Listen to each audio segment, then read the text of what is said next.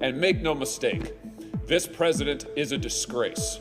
His behavior is disgraceful. He has dishonored this country with his shameful leadership in this crisis.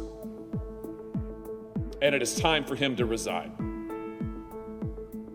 And if he had the responsibility of leadership, he would resign for the crisis that he has himself led this nation into, and the responsibility he bears for the lives that have been lost, and for the American citizens who are even now, as I speak, trapped in Afghanistan, left to the enemy because of his failures and his shameful, disgraceful leadership.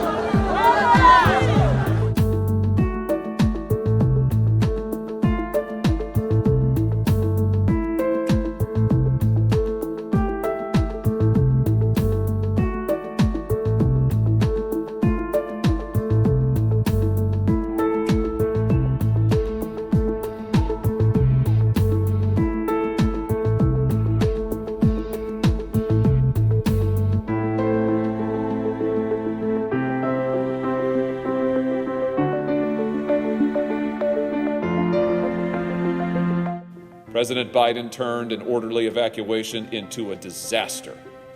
That much is painfully clear. First, Joe Biden pulled our troops out, and then he sent thousands back in.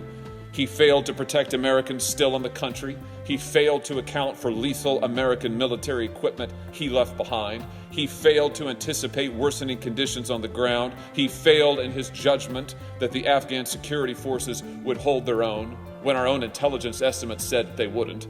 He failed to anticipate a new offensive by the Taliban. He failed again and again and again until American blood at the Kabul airport paid the price for that failure, and then he celebrated it as an extraordinary success. Joe Biden's team is responsible too. Men like Secretary Austin, Secretary Blinken, and Jake Sullivan, the National Security Advisor. They overestimated the Afghan security forces' willingness to hold the line, and instead of planning for the worst, they planned for the best.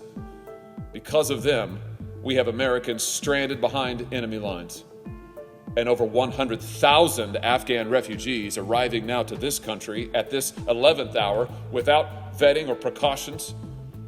This was never necessary. It did not have to be this way, and it shouldn't have been.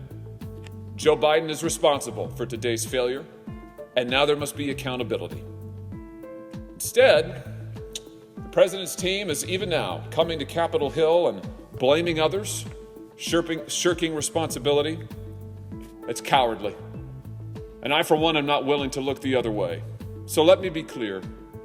I will not consent to the nomination of any nominee for the Department of Defense or for the Department of State until Secretary Austin and Secretary Blinken and Jake Sullivan resign.